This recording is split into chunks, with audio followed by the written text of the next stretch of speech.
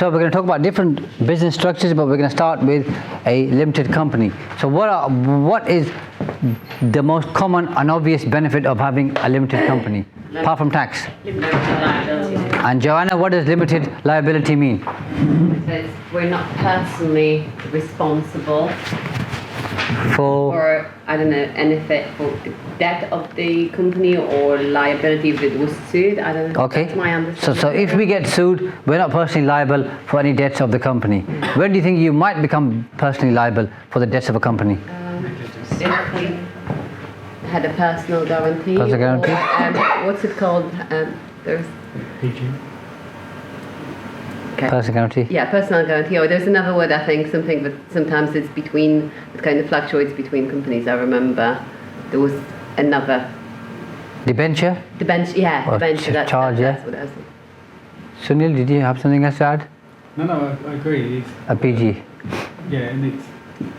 I think I was thinking about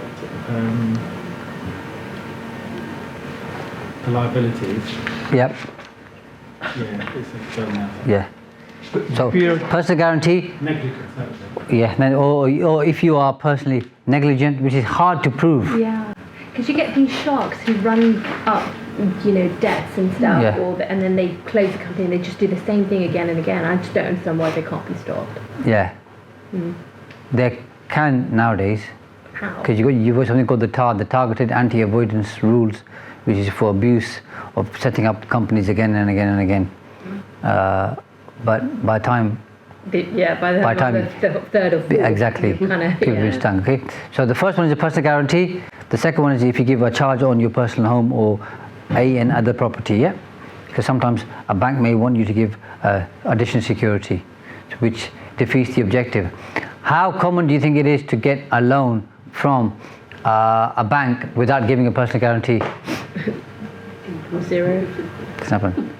So Sunil, if a bank asks you for a personal guarantee or on a property you're buying for £500,000 and you put down, let's say, £100,000, £100,000 in terms of the deposit, you give them a personal guarantee for £400,000? Yeah, the borrowing. Okay. I think Shamila, what do you reckon? Do we give him 400 grand? I try and reduce that as much as possible, but if I really wanted the property, then I'd give it. Yeah. Caroline, what do you reckon?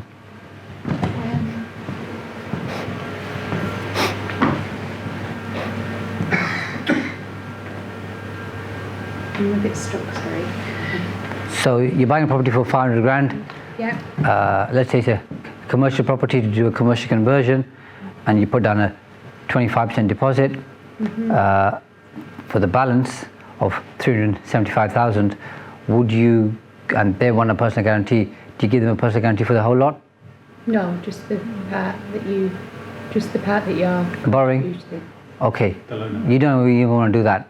No. You can agree a lower figure, because what the bank wants is for you to enter into a commitment to make sure that basically you're invested in the deal and you're not going to walk away. So don't always sign the person. I've never done this, by the way. I've never signed a personal guarantee for the total amount. I usually do 50 grand or 100 grand. Is that put to banks or is it to mortgage companies? Because, Both. oh, really? Yeah. If you're buying your own home, obviously they've got a charge of your property anyway, so the personal guarantee doesn't come into it. But if you're borrowing money, sorry, Has the lender been okay with that? never had a problem. Really? Seriously. Remember, and this is too costly for all of us, generally speaking, and especially if you use the bigger firms. Yeah. Okay, you can negotiate all the terms and conditions of the loan, every single one. But if you do that and you're using maybe DLA, Piper, Eversheds or whatever, they can charge you 20 grand to do that. So it isn't worth it unless you're doing, I don't know, 3, 4, 5 million pound plus deal. But all their terms and conditions can be negotiated. Yeah. Okay, but you need the bigger law firms to do that. The smaller ones, like the high street ones, don't have the experience. Yeah. So just sign up. So the highest I've done. So we got a loan for 1.6 million, and I signed a personal guarantee for 100 grand. Because they just want you to be committed to the deal. Yeah. And they know for 100 grand I'm not going to walk away anyway. So why give them 500 grand or a million or 1.5 million? And the lawyers who did that deal for you was what? DLA Piper? No, that was just a small firm. But when I negotiated the loan, I said, I'll give you a personal guarantee, but I'm not giving you 1.6 million. Yeah. I'll give you 100 grand. Okay. And they said, fine. And that was with, can't remember now. Right. I think it was Paragon, I think. Right. Yeah. But I've done Aldermore, I've done Shawbrook, I've done quite a few different ones. 50 grand or 100 grand. Yeah. So don't do the whole lot. Yeah. We've ended up doing the whole lot, so we didn't know. So it's like land-based. They just assume that, oh, you go to your solicitor, you get advice. I said, don't want the advice, you still have to pay them £300 for the advice. That's a rip-off, because that advice is when they talk about personal guarantees. So Shamla comes in and she's looking after your conveyancing. She says, I can't do it, but I've got Tahir here. Tahir walks in and says, sign this document here. Do you know how personal guarantee works? Yes, I do. In that case, off you go, 300 quid plus VAT. Yeah. That is a... Yeah, it is. Yeah. And we've even said, tell us not to sign it, and then you're covered. Yeah. It's fine. Yeah. They But do usually, don't they? No, but it's... yeah. That part's a bit unfair, yeah. Money for our Yeah. And there's no way around it, I'm afraid. Because otherwise they're not going to do they're not going to complete the conveyancing for you. But you're stuck there. Okay, so you have a limited company. You've got limited liability unless you sign a personal guarantee or give a charge, and you're not going to be able to get a loan unless you give a personal guarantee. That's just the way it works. You want to limit your personal guarantee. So if you own property in your own name, okay, you file your own tax return. If you own property in a company, the company files its own tax return. Okay, so you have to file two tax returns, one for yourself under self-assessment, one for the company, which is called a corporation tax return. If you own property jointly together, so let's say the two of you own property together, you're going to file your own tax returns. If you form a partnership, you then file a partnership tax return. Okay, if you file a partnership tax return, who pays the tax? The partnership or the partners individually? Partnership. The partnership. Okay, if you have a partnership, the partners pay the tax individually, not the partnership. Okay, if you have an LLP, the partners pay the tax individually, not the LLP. If you have a limited company, however, the company pays the tax. Then you can claim entrepreneurs relief, which is changed now to business asset disposal relief. It used to be a lifetime limit of 10 million. It's come down to £1 million. Which I think is a bit unfair, but if you sell your shares in your business, or you sell the entire business, you claim business asset disposal relief, formerly called entrepreneurs relief, only pay 10% tax.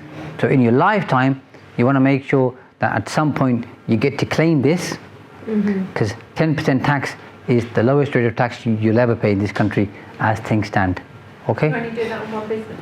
No, you can do it for as many businesses as you like, but you can only claim up to £1 million. Right. So your first business, Laura, could be 200 grand, next one could be 300 grand, next one could be 250 grand, yeah? Yeah. But once you get to $1 million, then you pay the standard rates.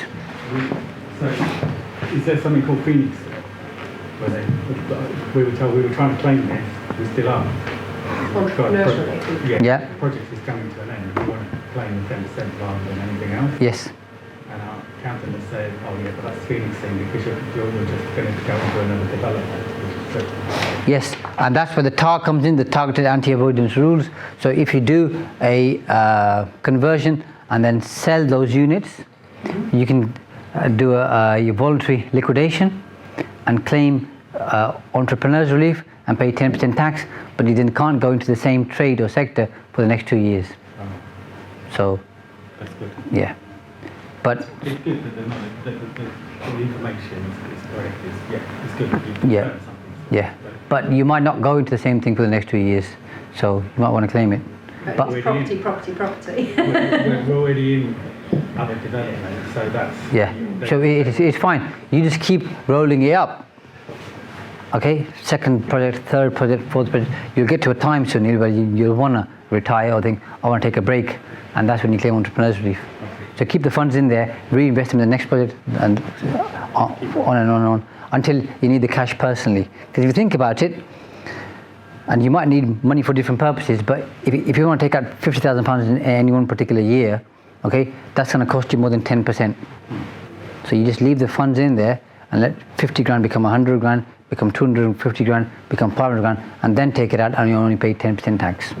Yeah. So, but you'll have to take some money out for your personal expenditure, but leave the rest in there and then claim entrepreneurs relief. The problem you have, or the challenge you have, is entrepreneurs relief came down from 10 million to £1 million, and there is a lot of talk that it might become zero. So you can claim entrepreneurs relief. You file your information with Companies House. So if alongside filing your account with the Companies House, all your personal information about you is made public through Companies House. So if you want to keep everything private, then you don't want an LLP or a limited company. Have a sole trader or a partnership. Nobody knows what you do apart from you, your partners, HMRC, and your accountant, and your bank. Yeah. So sometimes people want to keep their affairs private. They'd rather pay more tax, but they don't want the whole world to know what's going on. Shares are 24% and less. They still don't show on the. Yeah, but now they've changed that because They changed that? Yeah, because you become a person of significant control, a PSC. Yeah. So your information still has to be on there. 24%. Yeah. Even if you own nothing, but you assist, advise, support, direct, instruct the shareholders what to do, i.e. you could be a parent or grandparent, for example, okay, and you've got certain influence over the company, you're a person of significant control. You have to show your residential address. No, you can show your accountant's address or you can show a PO box address, but your name has to be on there and your date of birth is usually on there. Because that's the issue. My personal details were stolen and they actually used they guessed my date of birth. I've seen it happen a few times. Yeah. Yeah. It was stolen and they went through the company house details. Yeah. Yeah, I've seen people have passports, driving licenses, they clone websites, have new bank accounts. I don't know how they do it, by the way, but they do it. Yeah. Changed everything, but Yeah. it was very painful. Yeah. I had a guy yesterday. We went up to drop off those documents. Yes. So somebody cloned somebody else's car number plate. Yeah, he's in Peterborough. Somebody's driving a different car in London, and he's got a fixed penalty notice. Yeah, so happens quite often in different scenarios, but there you go. Okay, so the management style of how you run your business, even if it's a limited company, is down to the directors themselves. The problem or the constraint you have with the company is you've got to follow the Company Act. Okay, so there are certain things you've got to do in terms of your articles of association, okay, which restricts you. If you are a sole trader, okay, Joanna, you can do what you like. Run your business how you like. All you do is file your tax return with HMRC every year and obviously follow the law of the land, but you can run your business as you like. Partnership, again, you've got the flexibility. Limited company is less flexible because you've got to follow additional rules and laws. Yeah. So and then the tax is different, which we're going to cover later on. But make sure you have a shareholders agreement, because if you fall out with somebody, what's the first thing people do after they've fallen out? Or what's one of the first things they do after they've fallen out? So you both own a business together, you've fallen out, and the business is worth £2 million. You're not happy with the situation, Laura. What's one of the first things you might do? I want out of the business. Okay, you want out of the business? Your point solicitor, you start suing me. Well, there you go. He knows. He knows. Okay, and then when you go and see your solicitor, so you ring Shamala and say, got a really bad problem here. Okay, I've got Sunil, he's a so-and-so, blah, blah, blah, blah, blah, blah, blah, whatever. What do you think Shamala is doing while you're talking her through how much you hate Sunil?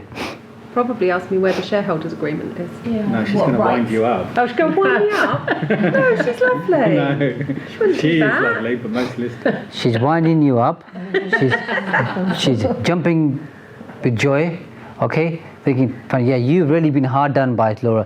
I think you've done so far. Okay, this is really bad. I've seen a lot of cases, Laura, but your case is the worst I've ever heard of. And I'll tell you what. Okay, we're going to sort him out because these men are really bad, and I'm going to teach him a lesson on your behalf. Why don't you come in and see me? And by the way, I only charge £400 plus VAT per hour. Yeah, it happens, doesn't it? Who pays the £400 plus pay? Is it the business or the individual? The individual, because she's going to be suing you individually.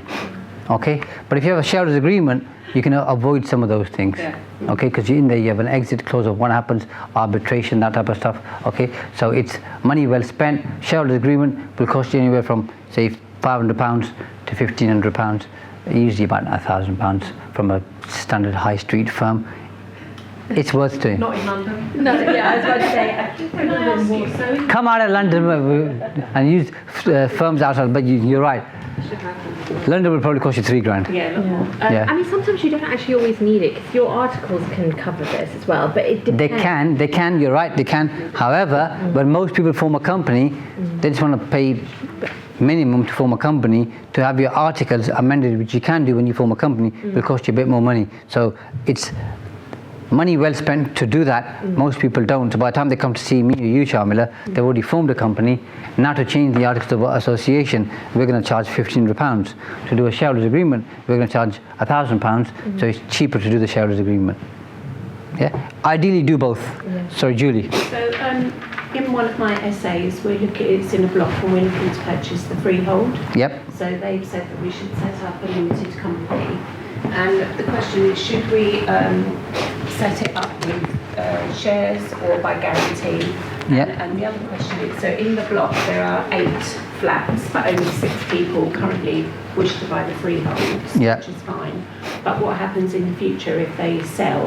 And then whoever they sell to wants to come in, what would be the best way to structure? So in that case, there's no intention to make a profit. You're just there Yeah, it's to just provide a service. vehicle, yeah. So therefore you just need a company limited by guarantee and not shares, By guarantee. because no one's taking any dividends. Okay, and so if we have it by guarantee and there's only 6 of us initially, Yes, that's fine. And then if one of the other 2 flats is sold and they want to come in, that's we fine. add them in? You can add them in. Yeah. Yeah, that's fine. Okay. Happens often. Okay. 'Cause So if you someone do it by sells, someone guarantee, buys. there's effectively no share capital. There's no share at all. capital. That's right. So we don't have to physically put money in. We just guarantee that we will cover. Yeah, that's right. Okay. And because last question. It's okay. Because it's effectively we're not making a profit, but we still need to file. You have to file accounts. That's right. Yeah. Yeah. Okay. Yeah, and that cost is paid for by whatever Whoever's covering that management cost. fees you're charging. Yeah, management Yeah, fee. that's right, yeah. Okay. Thank you. Okay. So if you bring in another party to a limited company, Sunil, so let's say you two own shares in a company and then Julie wants to buy into your company, what are the tax consequences for you giving shares to Julie? So you own That's a good 50 question. shares? I'd love to know the answer. Well, is it you're creating, you're selling? If you're selling, then there's a tax implication. Yeah. What tax are you going to pay to sell your shares to Julie? 19%. No. You pay capital gains tax. Yeah, you pay. So if you're bringing in another party, somebody has to sell shares to them, you're paying capital gains tax. What you can do is issue further shares or have alphabet shares, which we're going to cover later when we look at business structure. When the company is incorporated, like I said, you've got to go to company's house, register the name, your address and your details. Okay, so your information becomes public. That's the time, as Shamala has said, to change the articles of association so they meet with your requirements. And that's going to cost you a couple hundred quid, maybe £250. Okay, if you do it later, it'll cost you 15 quid plus. If you're in London, I don't know, maybe £5,000. Yeah. So if we were to do one by guarantee, would we need to put something in there I would change the articles of association. Yes, that's right. at the point when someone new comes in? Yeah, you'd include that plus many other things. Yeah. Yeah. But so initially we would just set it up with Yeah. guarantee, and it's only we need to do something different. So there would be a cost of that. So we could charge that cost to the person. Yeah, that's right. And say if you want the share, you Yeah. need to cover the cost of getting the articles amended. Yeah, that's right. for us, Yeah.